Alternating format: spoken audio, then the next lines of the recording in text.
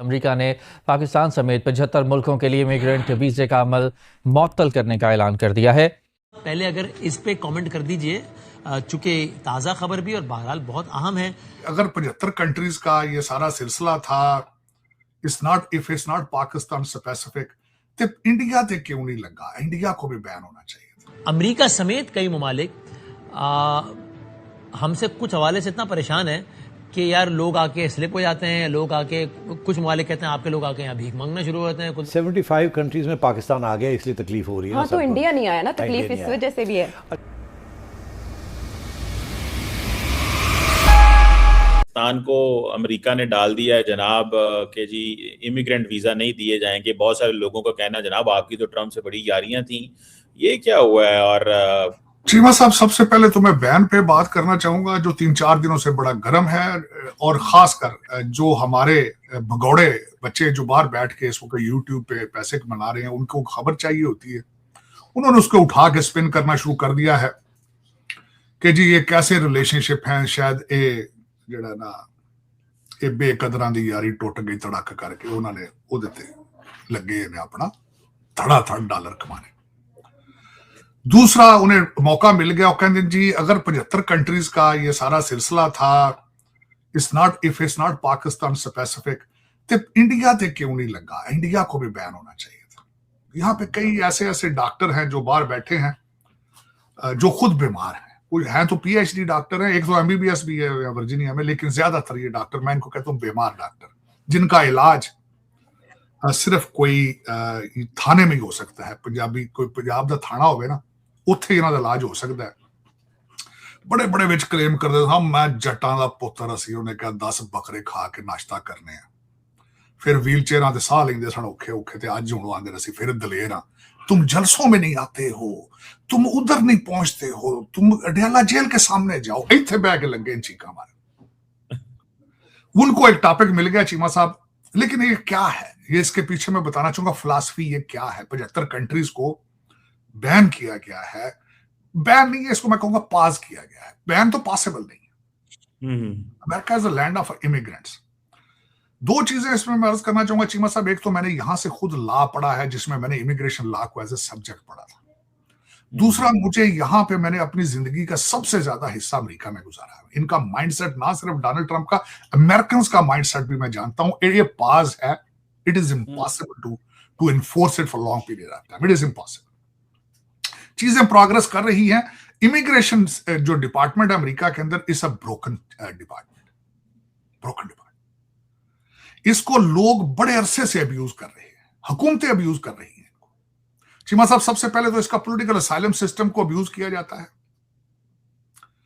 पिछले 12 साल जो एक वो कल्चर प्रोग्रेसिव एजेंडा जो यहां पे इन्फोर्स किया गया था, आपको अर्ज ये करना चाहूंगा, इन्होंने एक ऐप बना दी थी, phone app CBP, asylum seekers के लिए, कि आप इस पे जाकर सिर्फ एक फॉर्म भर दें और आप बॉर्डर पे आ जाएं, वहां पे आपको वेलकम किया जाएगा, आपको होटल दिया जाएगा, आपको $800 का कार्ड दिया जाएगा, सेल फोन दिया जाएगा, और क्या से आओ बिस्मिल्लाह, आओ आओ प्लीज आए, आप तशरीफ लाएं, अस्पताल यहाँ फ्री है आपके लिए, तालीम फेल है, जो मर्जी करो, और जुर्म भी करो तो आपको अरेस्ट नहीं किया जाएगा। वो जज सारे बराक ओबामा के बच्चे थे।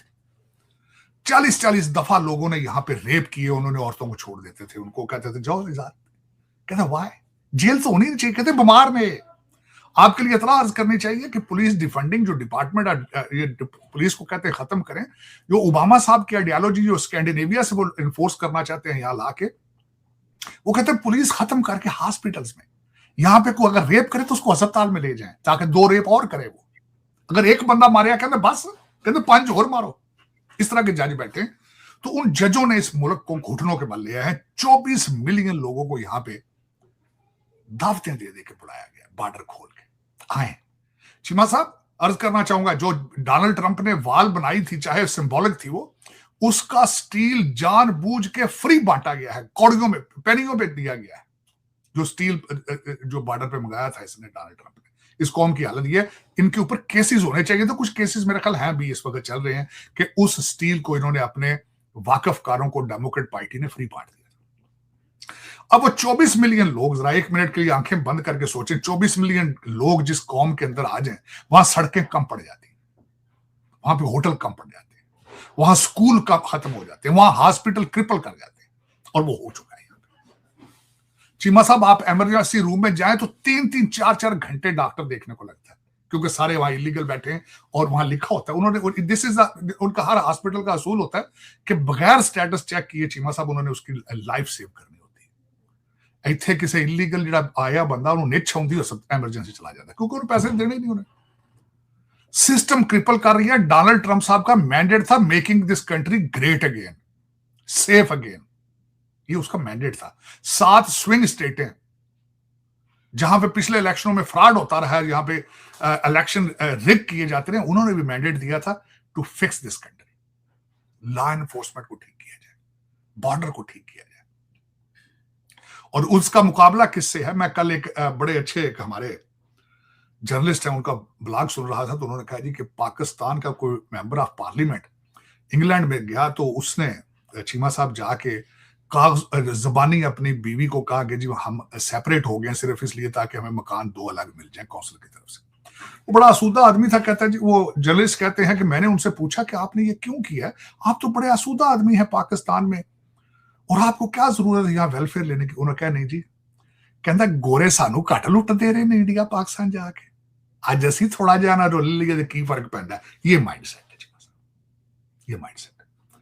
मैं पर्सनली जानता हूं कुछ दोस्तों को यहां पे जिनके बड़े बड़े कारोबार हैं, बहुत बड़े बड़े कारोबार, हर परियों फ्रंट सीट ते बैठे होंगे, मुछां नूं वट दे रहे होंगे, हर परियों $50,000 सुपर टैक्स इसलिए नहीं देते कि बच्चों के लिए मेडिकेयर और मेडिकल फ्री ले रहे होते हैं। हूं डोनाल्ड ट्रंप उत्थे की करे? टकरा मारे उसे, सिर मार की करे? जब उसका ऐसी कौमों के साथ मुकाबला है जो ये कहते हैं कि गोरिया ने साडे नाल घट कीता सी, असीं अज इत्थे आके वो करना है,